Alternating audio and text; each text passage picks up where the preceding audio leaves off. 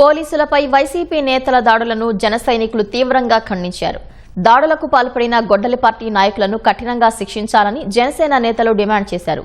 జగన్ శ్రీకాకుళం పర్యటనలో మహిళా ఎస్ఐపై అసభ్యకరంగా ప్రవర్తించిన వైసీపీ నేతలపై చర్యలు తీసుకోవాలని కోరారు.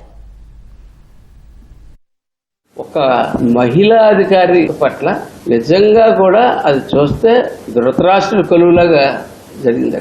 ఆ అమ్మాయిని ఏంటి ఆ చుట్టుముట్టిన విధానం ఏంటి, ఆ అమ్మాయి ఒంటి చేసిన విధానం ఏంటి, మాట్లాడితే పోలీసులు తోసేస్తాడు, ఎక్కడ పడితే అక్కడ పోలీసులు తోసేస్తా ఉన్నాడు. వీటి మీద చర్యలు తీసుకోవాలని చెప్పి గట్టిగా పార్టీ తరఫున మేము డిమాండ్ చేస్తా ఉన్నాం.